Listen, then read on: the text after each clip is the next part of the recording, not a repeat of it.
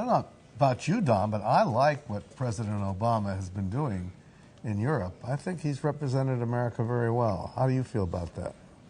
Well, he certainly is getting good reviews from the news media that followed him there. I mean, they're just... That's not necessarily a good sign, but... No, they're uniformly just praising him, and certainly he is popular abroad.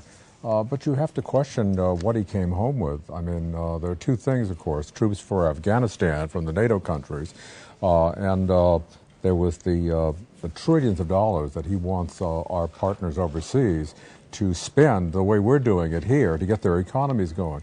And on both, he walked away with really leave it on you to focus on the negative. I mean, listen, Don, asking the Europeans to contribute trillions of dollars in stimulus spending is really silly. I mean, well, that's they have a welfare system that that automatically kicks in and engage and forces stimulus spending. Mm-hmm. They don't need to add more.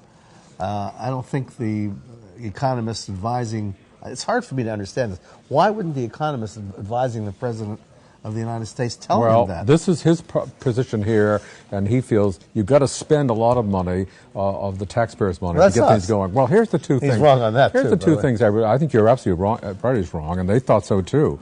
But on Afghanistan, 4,000 more troops that he got promises for them to give, but almost most of them are going to be for training. So the burden is still really on us. I think he really walked away with a lot less than he expected there. And on spending the trillions of dollars, they were telling him, as I pointed out in an earlier discussion we had, that we don't want to plunge our economy into any more debt than they already are.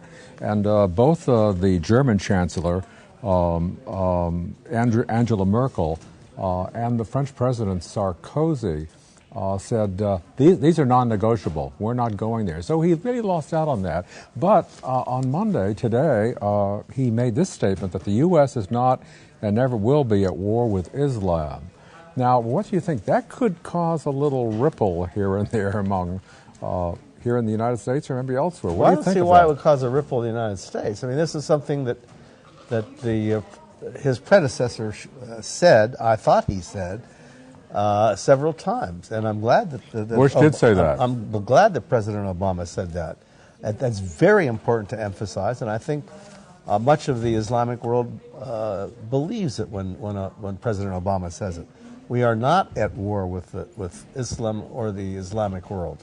In fact, we should be admiring of it in general. It's the enemies of both Islam and the United States that we're at war with, and those are the people who do the bombing, what we call the terrorists. He seemed on that? I think we can. He seemed apologetic, though, about America's role in the world to some degree. And the question is, does he come off by saying, I want to be pragmatic and listen? Does he come off kind of passive in championing what the United States should be championing? And does he come off even weak? We'll have to just wait. We'll have to wait. Discuss that in the future. I generally like what he did, and I think he represented us well. And I want that on the record.